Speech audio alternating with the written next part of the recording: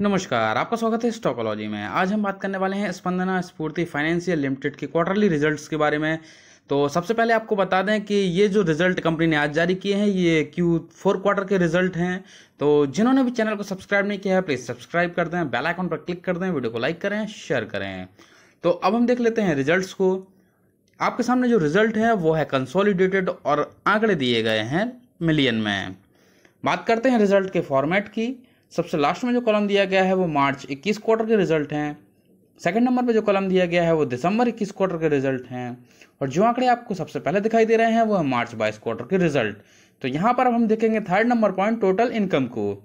मार्च 21 quarter में company की income थी 4,802 मिलियन की, जो कि दिसंबर 21 क्वार्टर में हुई 3,498 मिलियन की। वहीं अगर हम बात करें मार्च 22 क्वार्टर में तो यहाँ पर कंपनी की इनकम रही 2,990 मिलियन की। तो यदि हम टोटल इनकम को देखें ईयर ऑन ईयर में मार्च 21 क्वार्टर से मार्च 22 क्वार्टर में, तो यहाँ पर हमें कंपनी की इनकम घटती हुई नजर आ रही है ईयर ऑन ईयर में। अगर हम बात करते हैं क्वार्टर ऑन क्वार्टर में दिसंबर 21 क्वार्टर से मार्च 22 क्वार्टर में, तो यहाँ भी हमें कंपनी की जो टोटल इनकम में है उसमें काफ़ी ज़्यादा गिरावट होती हुई दिखाई दे रही है। बात कर लेते हैं एक्सपेंसेस की। सबसे नीचे दिए गए हैं टोटल एक्सपेंसेस। मार्च 21 क्वार्टर में कंपनी के एक्सपेंसेस थे 4,131 मिलियन के, जो कि दिसंबर 21 क्वार्टर में हुए 2,904 मिलियन के। अगर हम बात करें मार्च 22 क्वार्टर की तो यहाँ पर 2,612 मिलियन के टोटल एक्सपेंसेस रहे।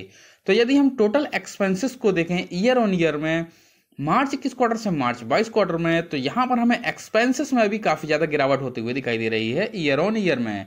वहीं अगर हम बात करते हैं क्वार्टर ऑन क्वार्टर में, तो क्वार्टर ऑन क्वार्टर में भी एक्सपेंसेस घटते हुए नजर आ रहे हैं। बात कर लेते हैं प्रॉफिट एंड लॉस स्टेटमेंट की। तो फिफ्थ नंबर पॉइंट दिया गया है प्रॉफिट बिफोर टैक्स। मार्च 21 क्वार्टर में 671 मिलियन के प्रॉफिट बिफोर टैक्स थे। दिसंबर 21 क्वार्टर में ये 594 मिलियन के हुए और मार्च 22 क्वार्टर में ये 378 मिलियन के प्रॉफिट में कन्वर्ट हुए हैं। तो यदि हम प्रॉफिट बिफोर टैक्स की बात करते हैं ईयर ऑन ईयर में मार्च 21 क्वार्टर से मार्च 22 क्वार्टर में, तो यहाँ पर हमें profit before tax year on year में घटते हुए नजर आ रहे हैं। अगर हम बात करते हैं क्वार्टर ऑन क्वार्टर में दिसंबर 21 क्वार्टर से मार्च 22 क्वार्टर में, तो यहाँ भी हमें कंपनी के जो प्रॉफिट बिफोर टैक्स है वो घटते हुए दिखाई दे रहे हैं।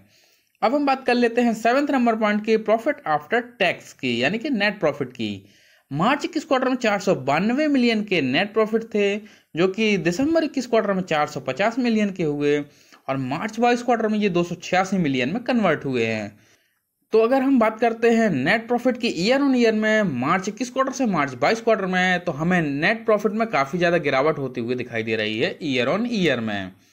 अगर हम बात करें क्वार्टर ऑन क्वार्टर में दिसंबर 21 क्वार्टर से मार्च 22 क्वार्टर में, तो यहाँ भी हमें कंपनी के जो नेट प्रॉफिट है वो घटते हुए दिखाई दे रहे हैं। ओवरऑल अगर हम रिजल्ट्स को देखते हैं तो हमें चाहे कंपनी की इनकम हो, कंपनी के एक्सपेंसेस हो, कंपनी के नेट प्रॉफिट हो, year on year quarter on quarter दोनों में ही घटते हुए नजर आ रहे हैं। अब हम बात कर लेते हैं कंपनी के एसेंशियल्स की। कंपनी का मार्केट कैप है 3,061.37 करोड़ का। नंबर ऑफ शेयर्स जो मार्केट में भी ट्रेड कर रहे हैं वो है 7.09 करोड़ के। शेयर का पीबी रेशियो 1.03 का है। अगर हम बात करते हैं डिविडेंड यील्ड की तो वो 0% है, कंपनी कोई भी डिविडेंड नहीं देती है। ऑपरेटिंग रेवेन्यू 1,442.91 करोड़ है। प्रमोटर्स की होल्डिंग्स की बात करें तो यहाँ पर 62.62% है, जो कि काफ़ी ठीक नज़र आ रही है। सेल्स ग्रोथ की बात की जाए तो यहाँ पर 2.37 की सेल्स ग्रोथ है। ROC 8.82% का है। एडवांसेस को देखें तो वो है 6,616.31 करोड़ के। शेयर का PE रेशियो 43.73 का है। अगर हम फेस वैल्यू की बात करते हैं शेयर के तो वो 10 रुपये का है। बुक वैल्यू की बात की जाए तो 419.90 रुपये का बुक वैल्यू है। नेट प्रॉफिट देखें तो वो 128.98 करोड़ के नेट प्रॉफिट दिखाई दे रहे हैं। EPS 9.87 रुपये है।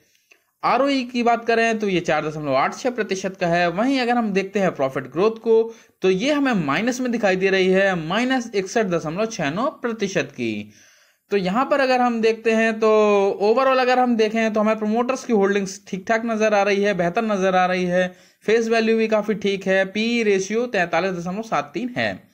अब हम बात कर लेते हैं लास्ट ट्रेडिंग प्राइस की, जो कि आज के दिन का लास्ट ट्रेडिंग प्राइस है वो है 431.05 रुपये। आज के दिन की परफॉर्मेंस की बात करें तो यहाँ पर 3.56% की पॉजिटिव परफॉर्मेंस रही। 52 वीक्स हाई 52 हफ्तों के सबसे उच्चतम स्तर की बात करें तो यहाँ पर 727.40 रुपये 52 वीक्स हाई है, जो कि 12 जुलाई 2021 को बना है। वहीं अगर हम बात करते हैं 52 वीक्स लो 52 हफ्तों के सबसे न्यूनतम स्तर की, तो यहाँ पर 286.65 रुपये है, जो कि 20 जून 2022 को बना। अब हम बात कर लेते हैं डिलीवरेबल क्वांटिटी के प्रतिशत की, जो कि आज के दिन में उठाई गई है, यानी कि सबसे नीचे देखेंगे percentage of deliverable quantity to trade quantity, जो कि 17.11% की है। तो डिलीवरेबल क्वांटिटी भी काफी बेहतर नजर आ रही है। 52 वीक्स हाई को देखा है हमने, 52 वीक्स को लो को देखा है। लो जो है वो इसी वर्ष बना है, जबकि 52 वीक हाई है वो पिछले वर्ष बना था। अब हम बात कर लेते हैं पिछले 4 वर्षों के परफॉर्मेंस की। तो कंपनी का 2018 में रेवेन्यू था 0.59 हजार करोड़ का, जो कि 2019 में हो गया 1.05 हजार करोड़। 2020 में ये हुआ 1.47 हजार करोड़। वहीं 2021 में ये 1.51 हजार करोड़ का हो गया। तो यहाँ पर अगर हम बात करते हैं रेवेन्यू की, तो 2018 से 19, 2019 से 20 और 20 से 21 में लगातार हमें रेवेन्यू बढ़ते हुए दिखाई दे रहे हैं। अब हम बात कर लेते हैं कंपनी के प्रॉफिट की। तो 2018 में 0.19 हजार करोड़ के प्रॉफिट थे, जो कि 2019 में 0.31 हजार करोड़ के हुए। 2020 में ये 0.35 हजार करोड़ के हुए और 2021 में ये 0.15 हजार करोड़ के रह गए। तो यहाँ पर अगर हम देखते हैं प्रॉफिट को, तो 2018 में जो प्रॉफिट हुआ था उसमें वृद्धि होकर 2019 में प्रॉफिट हुआ, जबकि 2019 से 2020 में भी प्रॉफिट बढ़ा है। अगर हम देखते हैं 20 से 21 में, तो हमें प्रॉफिट में काफी ज्यादा कमी होते हुए दिखाई दे रही है, जो कि 2018 से भी कम होती हुई दिखाई देती है। शेयर होल्डिंग पैटर्न को देख लेते हैं। प्रोमोटर्स की होल्डिंग सितंबर 21 में 62.29% थी, जो कि दिसंबर 21 में भी बनी रही। मार्च 22 क्वार्टर में ये 62.62% की हुई, यानी कि यहाँ प्रोमोटर्स की होल्डिंग्स में वृद्धि हुई। और अगर बात करते हैं मई 22 की, तो यहाँ प्रोमोटर्स की होल्डिंग्स में और वृद्धि हुई और ये 63.59% की हो गई। FIIs होल्डिंग्स की बात करें तो सितंबर 21 में 12.43% की होल्डिंग थी, जो कि दिसंबर 21 में घटकर 10.20 की हुई। मार्च 22 में ये बढ़ी और 12.19% की हुई। वहीं मई 22 में ये 12.45 की हो गई। DIS की होल्डिंग 4.55% थी, जो कि दिसंबर 21 में बनी रही। मार्च 22 में ये 4.22% हुई। वहीं मई 22 में ये 4.12% हुई। पब्लिक होल्डिंग को देखें तो ये 20.74% से बढ़कर 22.96% हुई, फिर 20.97% हुई और उसके बाद 19.84% हुई। तो यहाँ पब्लिक होल्डिंग को भी देखें तो ये 2 क्वार्टर्स में बढ़ी है और 2 क्वार्टर्स में घटी है। रिजल्ट्स को देखें तो कंपनी प्रॉफिट घटे हैं। धन्यवाद।